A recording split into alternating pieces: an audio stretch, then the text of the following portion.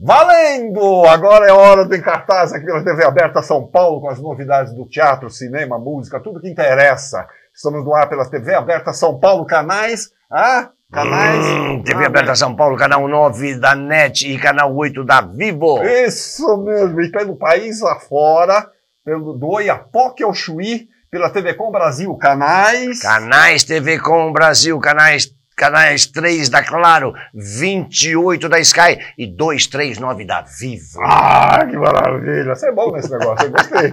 Estamos também nas redes sociais, Face, Insta, YouTube, onde ficam postadas todas as entrevistas que nós fazemos aqui no nosso fabuloso programa. E dá para assistir também pelo site tvaberta.tv, tvaberta.tv.br. Então pronto, feita a introdução, estamos introduzidos.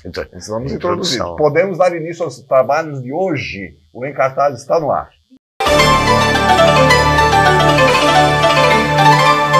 Diretamente de Alfredo Marcondes para a capital paulista.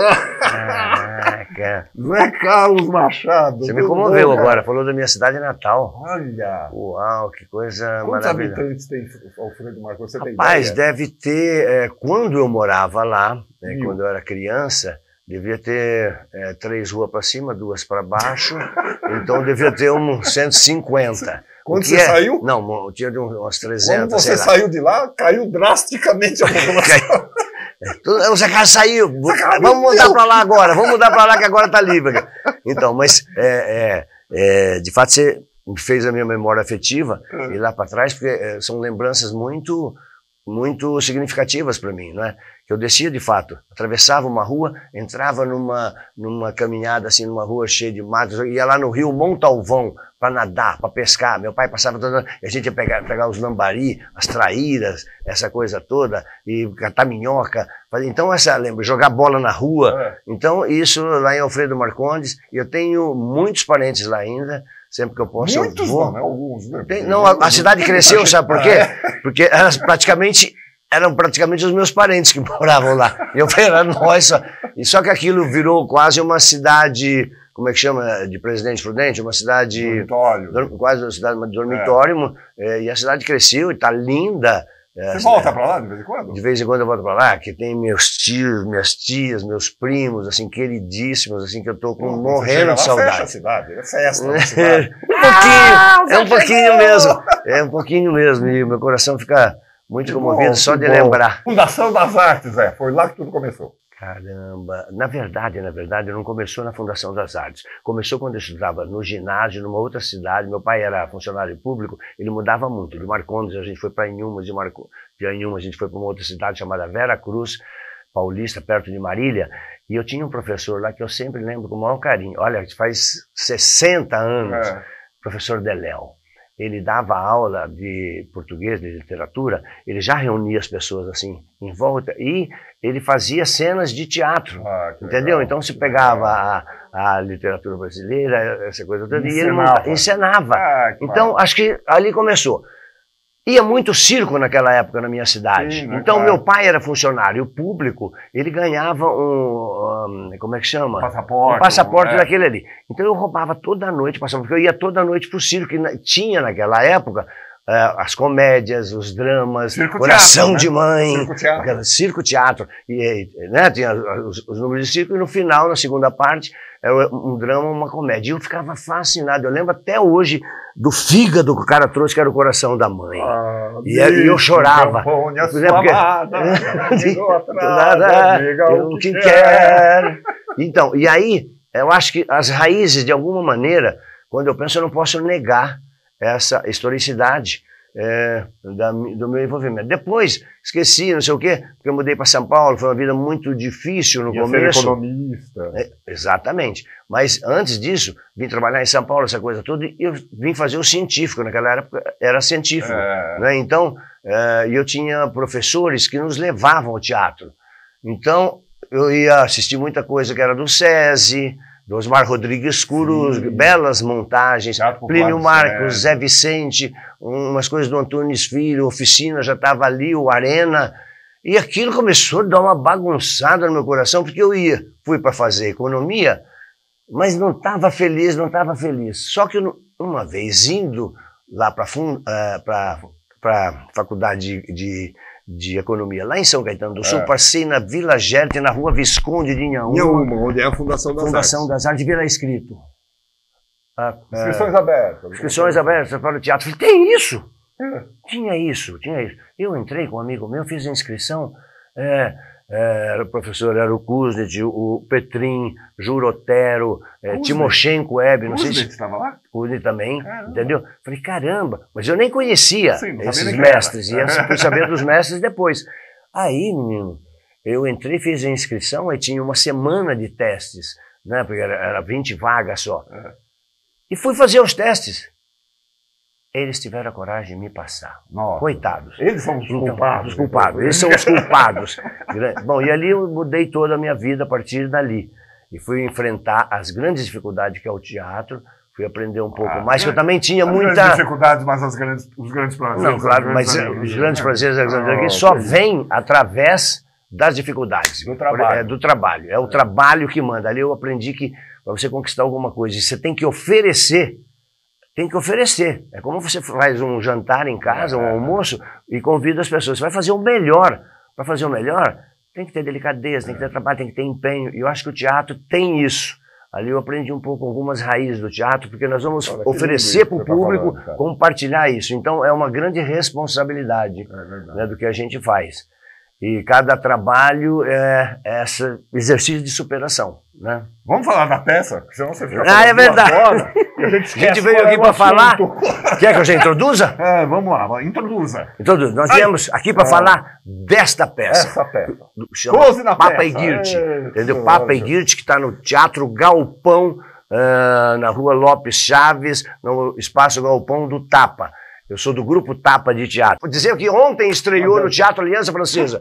Bata antes de entrar. É fantástico, é um texto da Paola Prestes. É fantástico. Eu estou falando que eu fiquei entusiasmado com a montagem do meu grupo. O meu grupo muito me orgulha. Voltemos para cá. Papa e Guirt. Papa e Guirt. Uma peça de 1970 e pouco. 67. Né? 67. O do Valdo Viana Filho. A gente tem uma foto aí do Valdo Viana Filho. Vamos ver se vai entrar. Grande Vianinha. Às vezes entra, às vezes não entra. Tá? Vamos ver se... Bom, mas posso dizer para você que o Vianinha era um cara muito parecido com você. Só que ele tinha cabelo.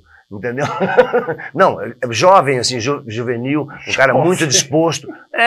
Não, você é jovem, você tem um espírito jovem. O Vianinha morreu com 37 anos, mas era esse espírito solidário, gostava de teatro. E essa peça tem uma história muito engraçada, porque ela foi premiada pelo Serviço Nacional de Teatro e proibida. Quer dizer, o governo premia e proíbe. Isso. O Vianinha teve duas peças nessas condições. Uma é o Papa e Guirt, que foi escrito em 67, nós estávamos em plena ditadura, que foi premiado pelo Serviço Nacional de Teatro, e que é um órgão do governo, e foi proibida de ser encenada pelo governo. Pelo governo, pela ditadura militar. Ele teve uma outra peça também chamada Rasga Coração. E aconteceu a mesma coisa. Aconteceu isso, a mesma coisa mais para frente. Então, nossa, aliás, você ensinou Corpo a Corpo. Você fez tem um Corpo a Corpo, que é um monólogo dele também dos anos 70, que eu fiz também. A gente já tem lá no Tapa uma certa intimidade com o Vianinha, porque a gente já montou Moça Estado de Sítio, Mão na Luva, ele é um grande dramaturgo. Eu particularmente fiz o Corpo a Corpo, estou fazendo agora o Papa e Guirt, e numa montagem do Rio de Janeiro com a direção do Dudu Sandroni, fiz o Rasga Coração, que é uma peça, virou filme recentemente e tal, e é uma peça icônica, assim, para o teatro brasileiro, para o pensamento brasileiro, porque ele é um autor, apesar de jovem, essa coisa toda, muito consequente. Ele gostava de discutir o seu país, o seu povo, a sua gente, e fazia isso com muita qualidade, muita qualidade. Agora, o Papa e Guirt. Papa e Guirt, ele a gente faz uma certa brincadeira. É um espetáculo que tem uma densidade, ele é muito necessário nos dias de hoje, ele é fundamental, aliás, para os dias de hoje. Que nós estamos vivendo aqui no Brasil, não só no Brasil, mas no planeta todo. Né? Porque ele conta a história de um ditador, entendeu? É uma história fictícia de um ditador... Se passa num país fictício também? Um país fictício, latino-americano, né? Como aconteceu nos anos 60, praticamente a América Latina toda foi dominada por uma cultura da ditadura. Não é cultura, né? Quer dizer, pela violência da ditadura. Aqui, Argentina, Chile, então nem se fala.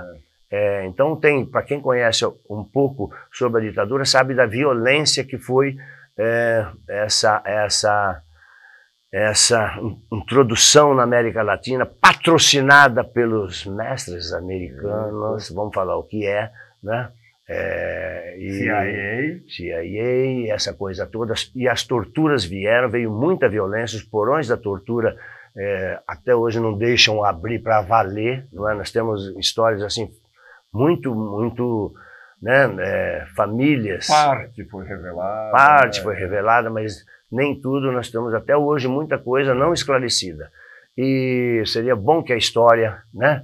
E a gente está num momento do país que também é muito delicado, que eu achava fundamental que vocês vissem esse espetáculo para entender a estrutura política que foi montada na América Latina, como se arma isso, como foi armado isso, para a gente refletir sobre os nossos caminhos daqui para frente, principalmente esse ano e principalmente daqui 2 meses. Seria fundamental que a gente visse esse trabalho, porque ele tem uma contundência com o nosso momento muito específico. Né? Agora, o Papegirte é um ditador que foi expulso do país, como é que ele está voltando para o país, não é isso? O Papegirte, ele passa-se em dois países fictícios.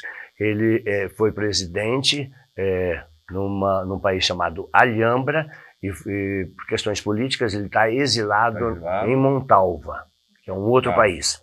E ele tenta voltar. Armando a volta dele. Quer armar a volta, mas lá está se armando também um golpe militar maior ainda, da qual ele será rejeitado.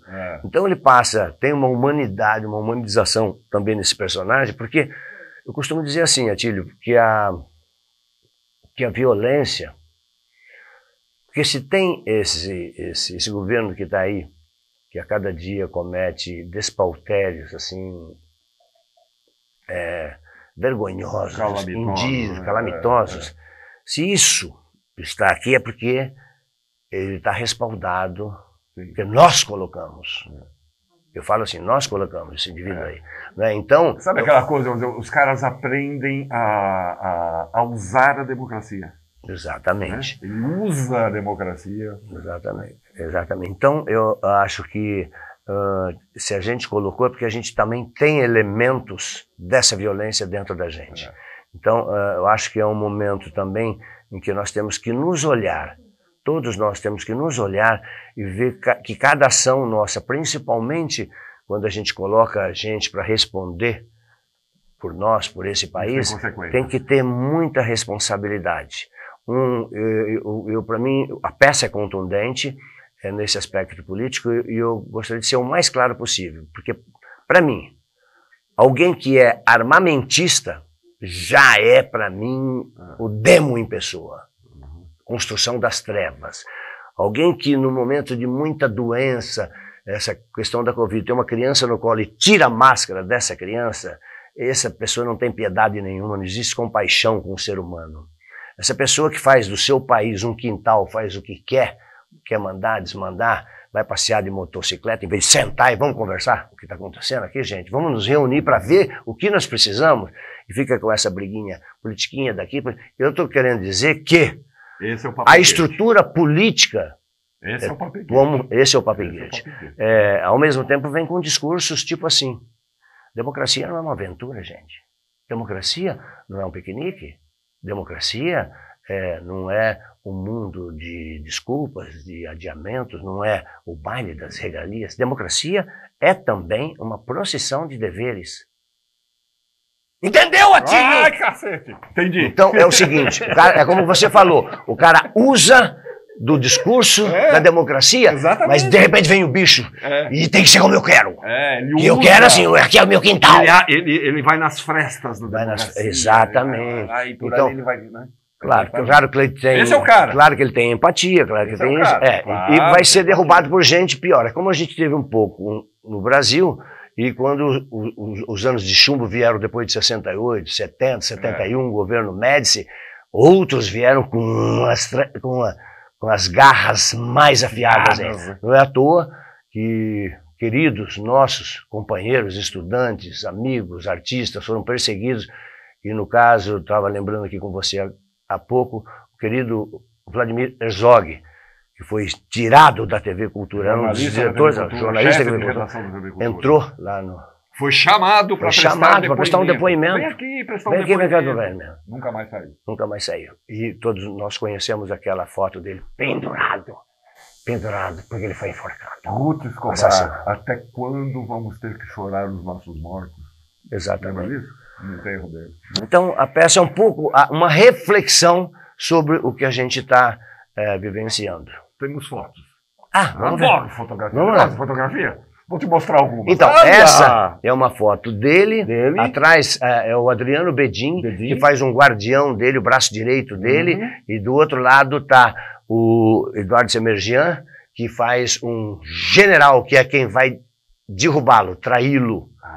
Entendeu? Isso, junto com as forças econômicas do estrangeiro. Porque tem isso também, né? Há os traidores. Sim, claro. Entre eles. Sempre há os traidores. Não existe. Os vis. Não, são os vis traidores. Mais fotos.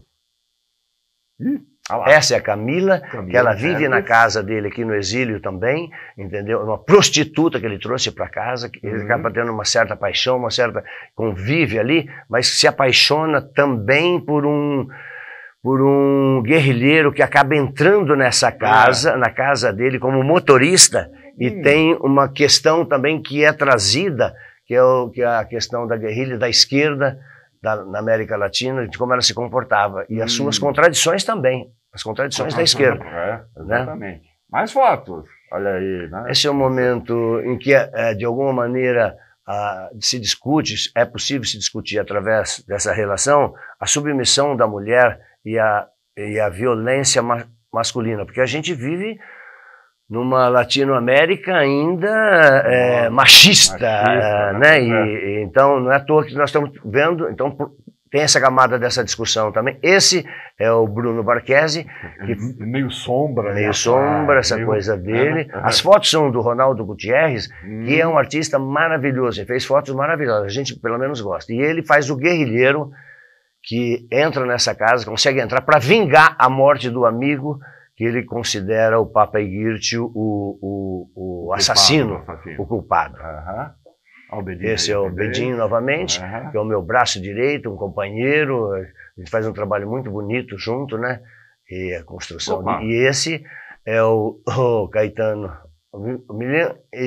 que faz o Manito. O Manito, que é o nome dele, eu nunca sei pronunciar direito. Vamos ver aqui. O Caetano aqui. O nome do Caetano. Pronuncia. O Mailan. O Mailan. Irlandês.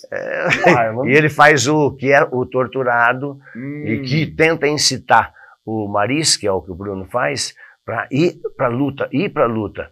E a gente sabe que no Brasil também a gente vivenciou muitas... Essa senhorinha. A Isabel Sete, querida Isabel Sete, que faz um trabalho primoroso, delicado também. Ela veio lá de Alhambra com ele aqui para o exílio. Ela é tia do guerrilheiro que foi assassinado e ela convive ali.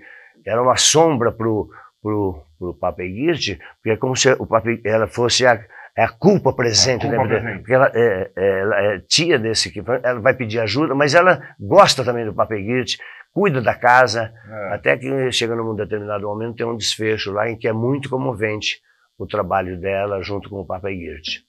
Muito bem, direção do Eduardo Tolentino. Direção do Eduardo Tolentino, tem também aqui, quer ver, dá licença aqui, tem uma equipe porrada aqui, Wagner Pinto faz a luz, entendeu? Tem também a coreografia do Cássio Colares, que tem uma dança específica, que é a Chula, a Chula, que e é um momento também de luz, assim, dentro dessa sombra, no espetáculo, que a discussão é artisticamente muito potente, mas ao mesmo tempo a gente trabalha com as sombras desses personagens. E a luz ressalta bem isso, e esse é o momento em que há uma possibilidade de uma grande alegria, mesmo no meio das trevas. Como a gente vive um pouco, né? A gente está aqui buscando essa alegria. Então, Zé. Yes. Nessa câmera aqui, tá vendo essa câmera aqui? Quem? Essa aqui. Tô vendo, quem tá aí? Ó. Convido o povo para assistir lá o Papo e Guirte no Galpão do Tapa, dá um endereço, telefone. Bom, então mais uma vez, a gente tem muito orgulho de estar montando essa peça.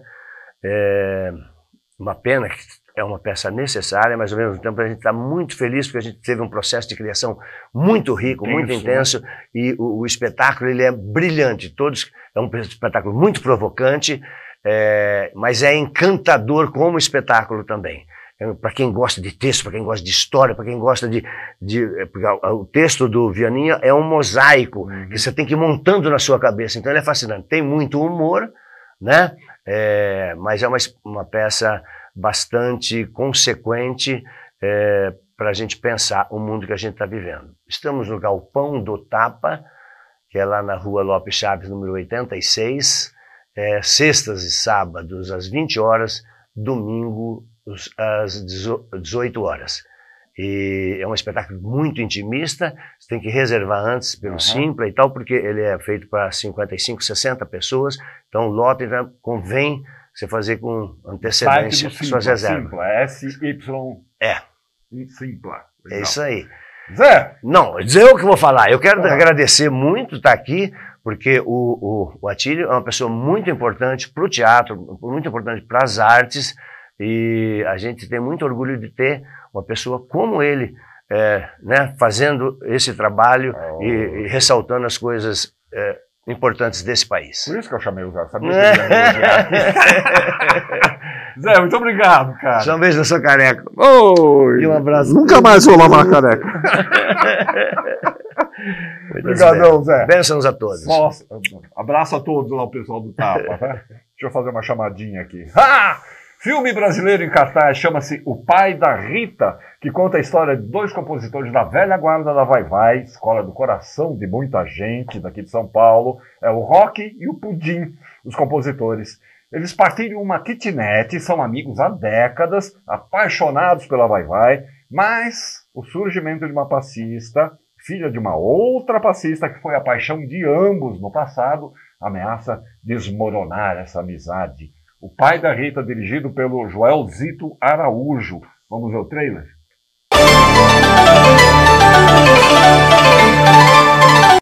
Então quer dizer que você é o amostrado pudim de cachaça? Grande compositor da Vai-Vai. Quem nunca viu samba amanhecer, vai no Bexiga pra ver. Temos aqui nossos dois grandes sambistas, Pudim e Rock.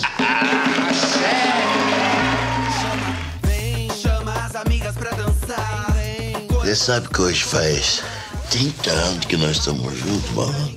É meu amigo. Você é meu irmão. Nenhuma mulher desse pedaço chega a seus pés, minha princesa preta. O que é que vocês aprontaram dessa vez, Neide? O cara teve um infarto. Ontem à noite, tinha um anjo aqui comigo. Era a Rita. A menina pode ser minha filha. Eu tenho uma filha, cara. Sua mãe nunca falou nada especial sobre mim? Oxe, mãe falava demais de vocês. Quer dizer que você acha que esse imbecil aí é seu pai? Menina, eu nunca mais vou te deixar. Ah, nem meu Deus. Como pode uma dona tão bela sair desse empiasto? Vento forte vem por aí. Repartiu, Plata, Pudim. Tem louça pra lavar? Roupa pra passar. Tem café pra tomar, pelo menos? Essa listinha aí, eu acho bom vocês incluírem o nome de Chico Buarque. Agora, qual é o plano? Pegar esse galego aí. Pudim, rock, letra e música. Um não dá certo sem o outro. Mas qual é a verdade? Quem é seu pai, minha filha?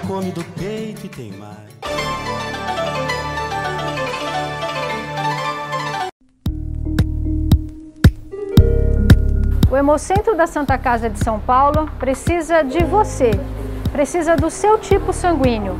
A positivo, O positivo, B negativo. Nosso estoque está muito crítico. Venha até o Hemocentro da Santa Casa de São Paulo, faça o seu agendamento pelo telefone 2176-7155 e ajude aos pacientes que precisam de cirurgias, que fazem tratamentos oncológicos, ajude a salvar vidas.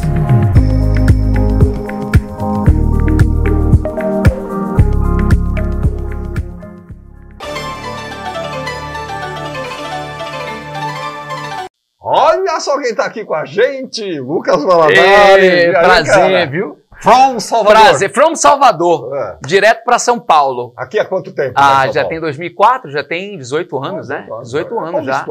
Solteiro paulistano agora. Paulistano. Mas eu sempre fui uma pessoa muito do movimento, né?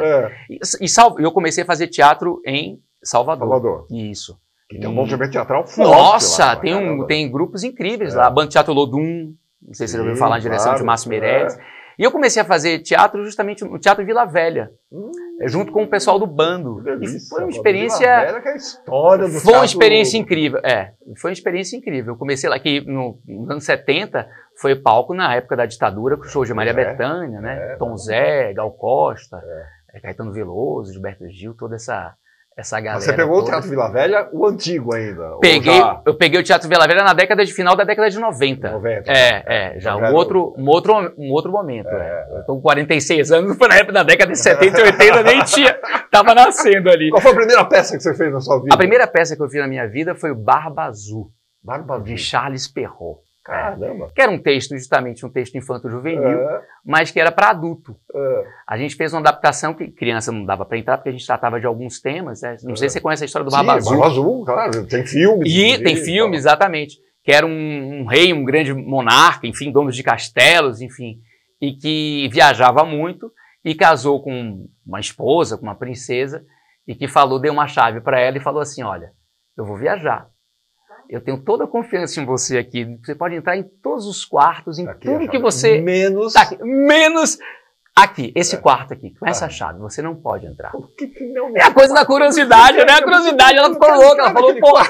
E aí ela entrou no quarto. Então era um espetáculo incrível, era uma peça incrível. E aí quando ela entra no quarto, ela encontra todas as mulheres antigas que ele teve decapitadas.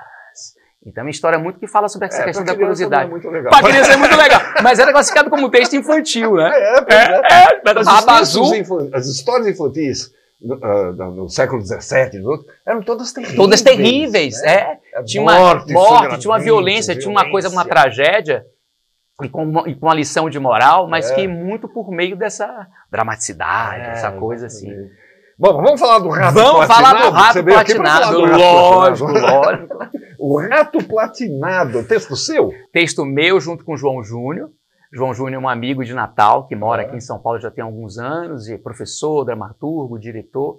E na época da pandemia, né, que a gente estava vivendo aquele momento, 2020, eu comecei a estudar Esopo. Esopo são as fábulas de Esopo. Eu com filho em casa, com criança em casa, gostando muito de contar história, sempre contando para elas dormirem. Eu falei, nossa, a gente está aqui vivendo esse momento de pandemia. Comecei a gravar, registrar, Tílio, essas conversas, as histórias que eu contava. E aí surgiu o edital Respirarte da Funarte, que é um edital que estava priorizando histórias para o formato online, naturalmente, na época da pandemia, né? E eu terminei escolhendo o Rato e a Ratoeira, que falava sobre empatia. Que era um rato que se via ameaçado ali naquela casa por uma ratoeira, né? O dono colocou uma ratoeira lá, o dono da fazenda. E aí o porco, a galinha e o boi, os três amigos do rato, achando que aquele ali não era um problema deles, né? Era uma ratoeira, o problema é do rato, né? Não é do porco. Se vira. E terminam pagando com a própria vida. Ou seja, falava sobre empatia, porque esse rato procurou a ajuda deles e não teve. E a partir daí, eu comecei a pensar, poxa, para onde é que vai esse rato? Eu fiz esse vídeo, que foi selecionado pelo edital. E aí depois eu pensei, poxa, esse rato foi para onde? Entraram mais duas fábulas de Esopo, que foi o Gato e o Rato e a Rã e o Rato, que ele passa mais ou menos por apuros e ele consegue se livrar desses apuros, tem um ponto de vista dele, né? E a partir daí dessas três fábulas eu falei, peraí, alguma coisa vai acontecer com esse rato. E aí eu cheguei à conclusão na Jornada do Herói, do mito do herói de Joseph Campbell, que é um escritor que fala que todo ser humano ao nascer está predestinado a 12 passos para cumprir sua jornada de vida. E aí a peça faz essa interlocução filosófica com essa obra. É a dificuldade desse rato, a sinopse é um rato que ao nascer ele vai buscar o pai para tentar ser artista na cidade grande. E a cidade grande termina sendo o palco de suas aventuras e desventuras e decepções, frustrações e alegrias. Essa é a jornada dele. Essa é a jornada dele, né? Que se apresenta ali, ele é apresentado ao mundo, ele nasce, a peça começa justamente ele, vamos dizer assim, numa espécie de útero, né?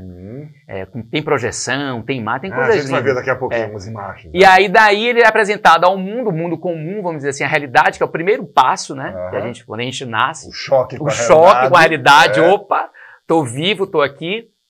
E aí daí dessa jornada aparece o objetivo. Opa, se eu nasci, eu tenho um objetivo. Então qual é o meu objetivo de vida? Qual a minha, né? Qual é o meu sonho? E aí ele começa a planejar esse sonho. Peraí, para atingir esse sonho eu tenho que me planejar. Aí já são os passos, né? São os passos, E aí, eu não sei na sequência, mas estou tentando, enumerando aqui. Aí aparece a dificuldade. Opa, para você atingir esse objetivo, você tem tais dificuldades. Aí ele dá para trás. Opa, se tem tanta dificuldade, então eu não vou, não. Aí tem alguma coisa que estimula ele a continuar com essa jornada. E aí ele vai com a jornada, e aí, claro, encontra com os inimigos, encontra com aliados, né? Pessoas que ajudam ele. Assim como aconteceu com o rato de Esopo. A vida. Isso, pessoas que te empatam, e pessoas que te ajudam. E aí ele recua, tem um encontro com o Elixir, que é aquela coisa divina que você encontra e fala, nossa, é isso aqui. Que vai me dar força. Que vai me dar força. Mas aí também não é. A gente fica, que é ilusão, né? A gente acha que aquilo que vai te dar força, opa, não é bem isso. São outras coisas que são mais importantes na vida que podem justamente fortalecer. E ele vai passando por esses 12 passos até descobrir a sua verdadeira jornada. Não vamos dar spoiler aqui. Não vamos dar spoiler. Senão ninguém vai ver a peça. Lógico. Agora, engraçado que você pegou esse personagem, o rato, que é um personagem que não é, um bicho que não é simpático. Não é simpático. Mas, Atílio, você sabe que eu estudei, pesquisei algumas coisas com relação à cultura do rato, né? Por exemplo, você vai na Índia, o rato tem outra simbologia, tem outro significado. No hinduísmo, no Oriente, por exemplo, ele nesses lugares ele é representado até como alguma coisa próspera, de prosperidade, de riqueza. É verdade. Então, ele tem vários outros significados em outras culturas. Aqui, né, justamente pela peste, pelas coisas que aconteceram aqui, culturalmente falando, e até coisas relacionadas a saneamento, do que a gente já viveu aqui no país, algumas décadas atrás. Então o rato é tido como algo que realmente é nojento. Por outro lado, você tem o Mickey Mouse. Tem o Mickey Mouse, uma coisa americana lá, que é aquela coisa fofinha. Aquela coisa fofinha. Exato. Então, assim, depende muito de cultura. É claro que o rato, de uma forma geral, no mundo inteiro, não é um bicho que ninguém quer ver dentro de casa. Não estou falando que no Oriente é tudo bem ter um rato, você não vai criar um rato. Vai criar um rato. Mas tem várias simbologias que são diferentes de cultura para cultura. Então eu terminei pegando um livro, estudando um pouco sobre isso, sobre essa questão da relação cultural das sociedades com relação a esse... Agora, o teu rato é platinado. É um rato platinado. O que já dá um charme todo especial. Exatamente. E o título surgiu assim. Eu gosto dessa coisa de título, né? De dar nome e tal. Eu não sei, aconteceu de... Eu não parei pra poder... Peraí, deixa eu ver qual o título. Deixa eu pensar. Deixa eu ver qual vai ser o título dessa peça. Pintou. Literalmente pintou. Tá pintado. Tá pintado. Então, eu falei, não, esse rato, eu sempre vi a coisa do rato uma coisa meio cinzenta, tal. E essa coisa do cinza. E aí me veio essa coisa do platinado. Em vez de botar o rato acinzentado, o rato cinza, eu falei, não, o que é próximo do cinza? E aí me veio a coisa prateada. Aí eu falei, não, vai ser o rato platinado. Essa coisa meio metálica. Lindo, e que tem uma coisa meio hardcore também, né? Tem uma coisa... Não é um ratinho bonitinho. Nem supla. Me falaram isso ontem. Falaram, você sabe que você tá parecendo com o supla lá da biblioteca onde a gente tá ensaiando. Então, porque tem uma coisa... Perto, ele é vizinho. Ele é vizinho? Eu vou chamar ele pra assistir. Vou chamar. Vai ter um choque. Então é um rato meio hardcore, assim. É um rato que... na verdade, ele sai de onde nasceu, do esgoto ali, para poder conquistar a cidade E no caso aqui em São Paulo, que não é tão colorido, e o espetáculo realmente não tem essa textura de imagens assim com cores. Não é um espetáculo que você vai levar seu filho, sua filha, enfim, criança, e ver uma coisa colorida. É um espetáculo que ele é predominantemente platinado. É cinza, escuro, é preto. Vamos ver as fotos aí, vamos ver as fotos do Rato Platinado que você está fazendo, estreou semana passada, você está fazendo lá na semana passada, Biblioteca Mário de Andrade. Estaremos 2 de julho. Biblioteca Mário de Andrade, aquela biblioteca central. Na Rua da Consolação. Na Rua da Consolação. Perto da Estação República, super fácil de chegar. Muita gente não sabe que tem um espaço lá dentro. Tem um espaço de teatro maravilhoso lá dentro. Não sabe disso. É um projeto antigo já da biblioteca, esse projeto, que está retomando agora. Olha que linda essa imagem. Volta lá. Aquela imagem.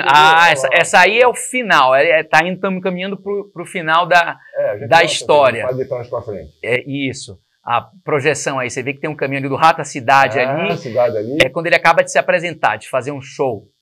E ele vai sonhar. É um musical, é um musical. É uma comédia musical. E olha aqui, ó. Aí ele encontra a Rata Rita, aliada. A Rata Rita é a aliada dele.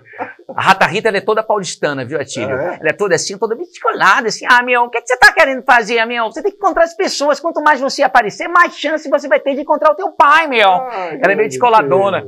É aliada, não é inimiga dele, não. É uma que tá... essa cena aí é uma cena bonita. Que isso? Essa cena é a cena do parto. É o nascimento dele. É o nascimento dele, que ele está nascendo dentro do útero. Essas projeções elas foram idealizadas junto comigo e com o Helder Delavaux, que é um amigo também de muito tempo, formado em cinema. E como a gente fez o espetáculo pro online, né, pro PROAC, então a gente... esses efeitos que estão aqui no vídeo, como é que a gente vai adaptar para o teatro? Ele aí veio com essa ideia dos tules. Ali tem uns tules, isso, onde as projeções projetam nos tules, e aí dá essa coisa meio tridimensional, né? Lindo. Essa coisa espacial. Lindo. O figurino, olha, toda acinzentada. Isso. Aí ele vai cantar, vai se apresentar num restaurante. Olha a Rata Rita ali atrás dele, ó. A Rata Rita. A Rata Rita tá logo ali atrás dele, Aí é num restaurante. Vamos ver esse show, meu. Quero ver você arrasando. E aí ela tá...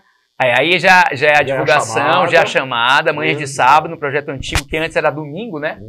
Que era oficina com o teatro, agora, por enquanto, só teatro nas manhãs de sábado de julho. Então aí as datas. Todos os sábados de julho, né? 2, 9, 16, 23 e 30. E entrada franca. É só chegar. É só chegar. Chega uma hora antes, meia hora, para poder garantir o ingresso. Legal. Olha lá o Rato. Aí o Rato Platinado de novo, aí ele tá cantando, que é o showzão dele, ele canta uma música que, essa música é a autoria minha, com a melodia, a direção musical sofisticadíssima de Marco França, que foi do grupo Clown de Shakespeare, que mora aqui em São Paulo. Ele faz a direção musical desse espetáculo, direção de movimento de Bruna Longo, direção de João Júnior, fazendo a dramaturgia junto comigo, Juliana Grave fazendo a produção, o Márcio Santiago fazendo a operação de som, Décio Filho, desenho, montagem de luz, e o Alex Duarte fazendo a operação de projeção. Baita equipe. Então, uma equipe assim, de primeira. As pessoas falam, é só ele. Nossa, tem um círculo, assim, é um círculo. Essa coisa do... Eu sempre falo isso, porque no teatro você está em cena sozinho. Tem um útero. Você tem um útero, você tem uma coisa por trás de você que está te dando todo o apoio de operação, de projeção, de direção, de dramaturgia. Que não aparece. Não, imagina, não acontece. Então, a gente tem essa equipe aí potente. Legal. Junto com a gente. Todos os sábados de julho, Biblioteca Mário de Andrade, ali a Biblioteca Central, na Rua da Consolação, ali na praça. Na praça, o prédio é lindo. Aproveita para visitar o prédio. É um prédio tão bonito. Bonito pra caramba. Entrada franca até o dia 30 de julho. Isso. Maravilha. Isso. Pô, Lucas, que prazer. Prazer todo meu. Obrigado pela oportunidade de estar aqui, de estar fazendo esse programa junto com você. Sou seu fã, lá do Persona, você e da Cris. Assisto. Valeu, obrigado pela oportunidade. Obrigado. Deixa eu dar um recado aqui, deixa eu ver o que é. Agora nós vamos ver algumas das atrações culturais que estarão acontecendo nos próximos dias pelo país afora, para você se programar para o seu final de semana. É a nossa Agenda Brasil.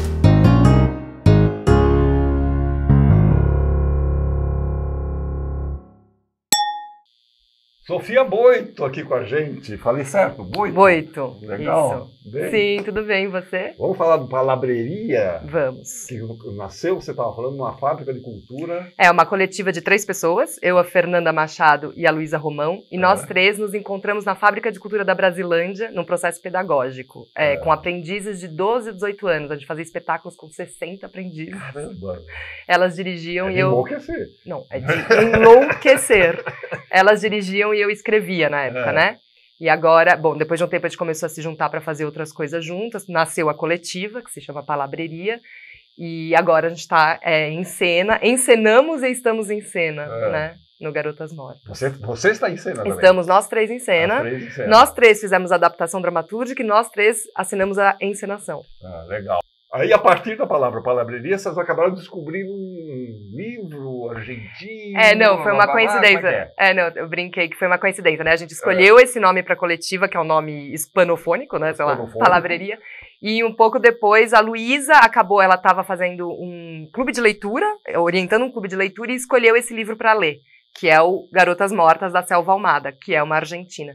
E ao ler esse livro, ela falou, gente, tem tudo a ver com o que a gente está pesquisando, porque a gente pesquisa feminismo, feminicídio, e é um livro, porque a gente é muito ligado à literatura, nós 3, então a gente pensou em fazer uma adaptação desse livro para o palco, né? Quer dizer, o problema do feminicídio deve ser grave também na Argentina, Super. Então. Não, lendo o livro você tem essa impressão, assim, né, essa sensação de que é uma questão mesmo latino-americana, e não só lendo o livro, né, se a gente vê todos os movimentos feministas que vem nascendo, o Ni Una Menos, por exemplo, nasceu na Argentina em 2015, como resposta a 2 feminicídios que tinham acabado de acontecer. E aí, então, é um movimento feminista que cresceu muito na Argentina e foi se espalhando pela América do Sul, com uma bandeira contra o feminicídio, né?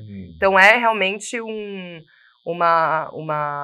sintoma do patriarcado que é muito forte na América Latina. Assim. E o livro é uma espécie de reportagem, quer dizer, um documento, uma reportagem. Um documento investigativo sobre essas questões todas. Então, porque ela é uma escritora de ficção, a Selva, é o único livro dela que é documental, é muito interessante isso. Ela até fala que é uma exceção, assim, na obra dela, porque ela, quando ela tinha 13 anos, ela ouviu a notícia de uma menina que foi assassinada numa cidadezinha do lado da cidade dela. E ela fica muito impactada com isso, quando ela tinha 13 anos. E depois de 20 anos, ela decide voltar para esse assunto.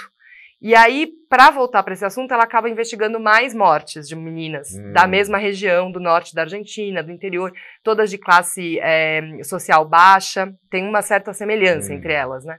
E aí ela descobre essas outras 2, então, assassinadas na mesma época, nos anos 80, quando ela também era adolescente, a Selva, e resolve contar a história, então, desses 3 feminicídios. Os 3 feminicídios que não foram resolvidos. Não foram resolvidos. E aí ela vai investigar.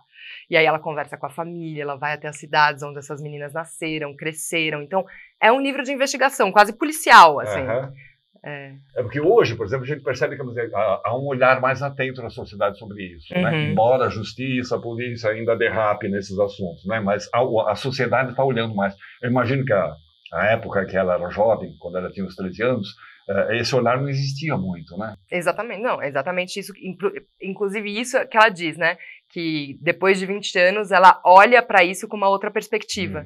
Tanto que quando ela vai contar a história dessas 3 mulheres, o que ela faz é ir costurando essa história com memórias dela, pessoais, de pequenos fatos, de pequenos acontecimentos que revelam o machismo cotidiano da vida dela, da vida da infância, da adolescência dela. E que na época, é o que ela diz, nunca eu vi como uma questão de gênero, nunca eu vi como machismo, não tinha esse olhar.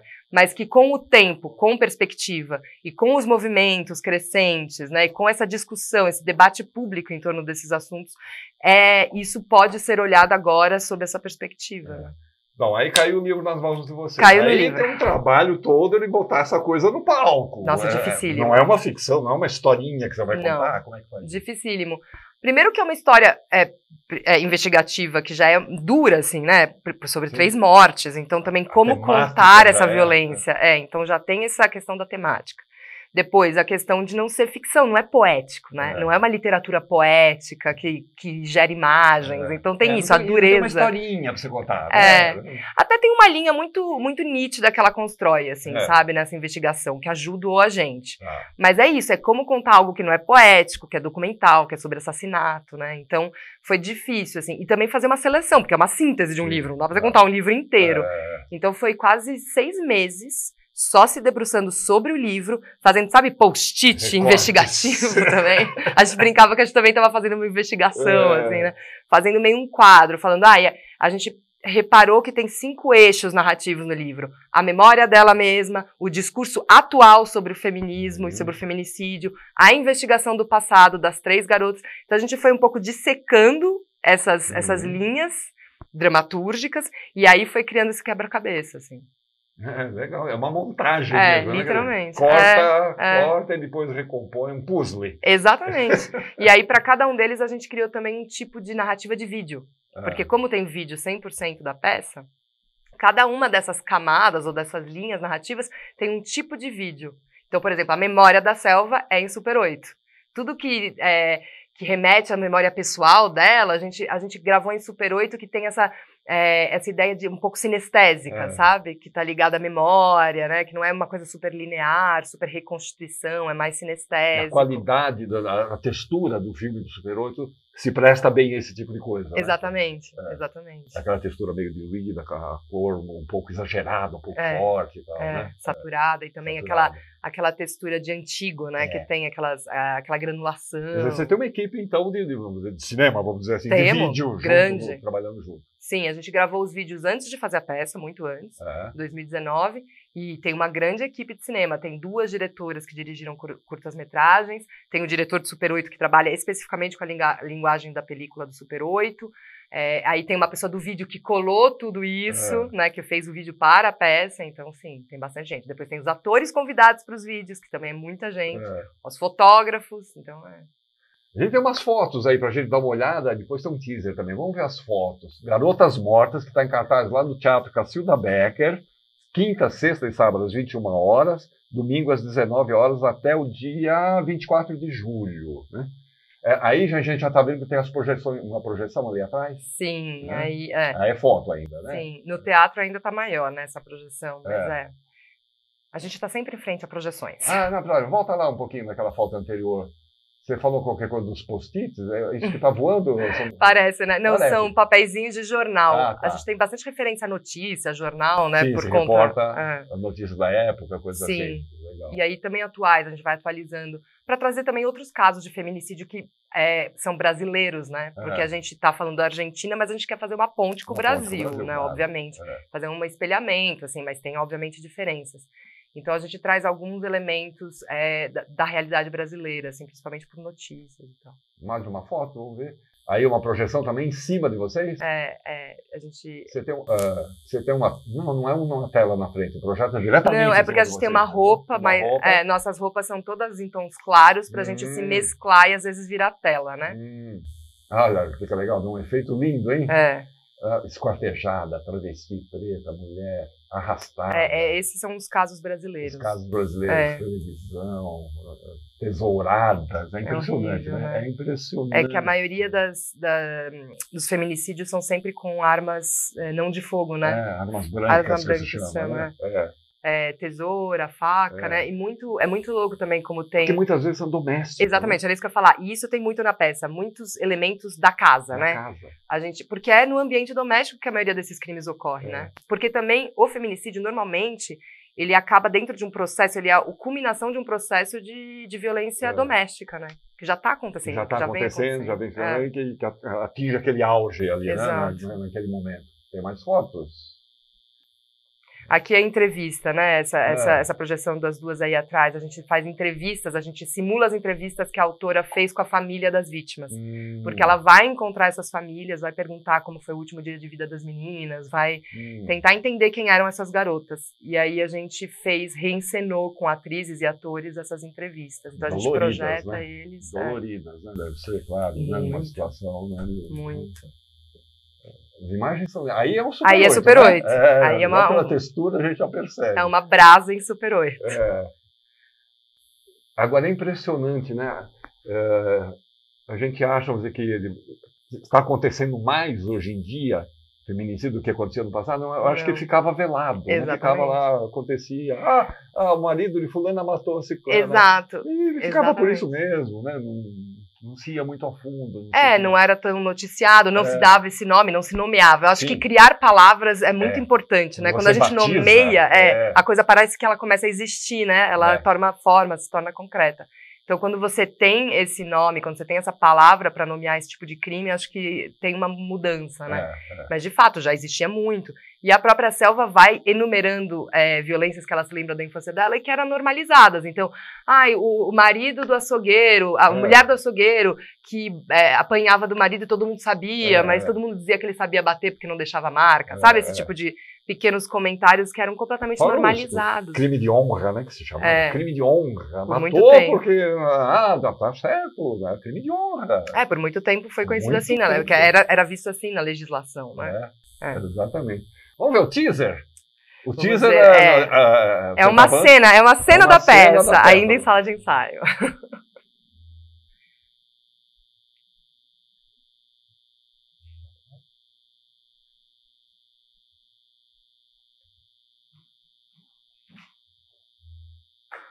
Durante mais de 20 anos, Andréia esteve por perto. Voltava de quando em quando com a notícia de outra mulher morta.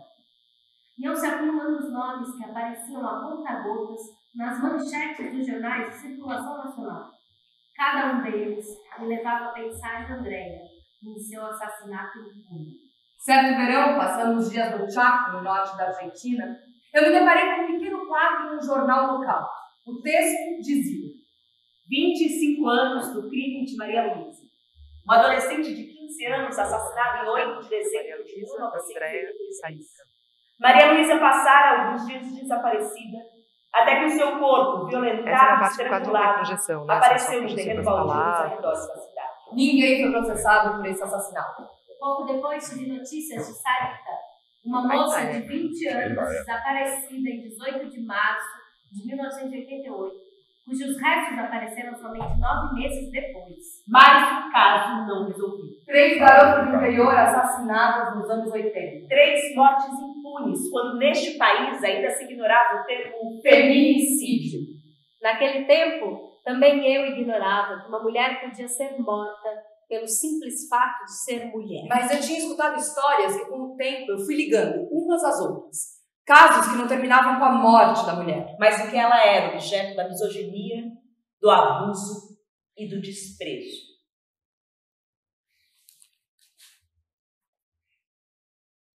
Maria Luísa é um dos casos, então, investigados. Exato, são 3 meninas, né? A Maria Luísa, a Andréa, que é a primeira lá que ela ouviu. A original, a primeira. Quando ela tinha 13 anos. E a Sarita, que é um caso muito, muito maluco, assim, porque é uma mulher que ainda não se sabe onde estão os ossos, os restos dela, porque encontra-se restos que acham que é dela, a polícia por 20 anos considera que é dela, a mãe sempre duvidou, e em um dado momento ela decide fazer um teste de DNA e não é a filha dela. Não é. Caramba, isso é uma aflição, né? Quer dizer, você não saber, né? Não encontrar, não saber onde está, onde foi parar, né? Não, são histórias aumenta o grau de aflição da pessoa, né? Do familiar. Né? Não, são histórias pesadas, assim. Exato.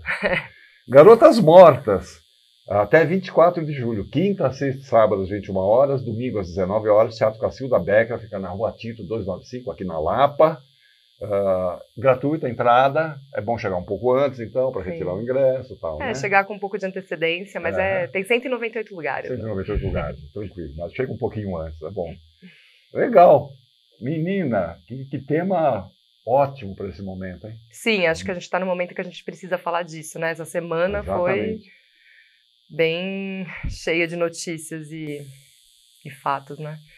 Todas as semanas tem sido. Todas as semanas, mas essa semana teve o caso da procuradora, né? Então, tá uma semana, acho que foi bem especial, assim, a gente estrear nessa quinta-feira. Sofia, grande Obrigada, prazer te conhecer, viu? Boa sorte, dá um abraço para as meninas lá, Pode deixar. companheiros de cena. Pode deixar, obrigada, viu? Imagina, eu que agradeço. Estamos chegando ao final do programa e vamos encerrar com uma dica valiosa. Tom Zé estará celebrando o lançamento do seu álbum mais recente, que se chama Língua Brasileira, neste final de semana. São músicas que ele compôs para um espetáculo teatral e que agora ele disponibiliza para o público em geral. Será no sábado e domingo às 6 da tarde, no Sesc Vila Mariana. Tom Zé, encerrando em cartaz de hoje, mas não chorem. Semana que vem a gente volta. Siga-nos pelas nossas redes sociais. Sejamos felizes e até a próxima semana. Beijo.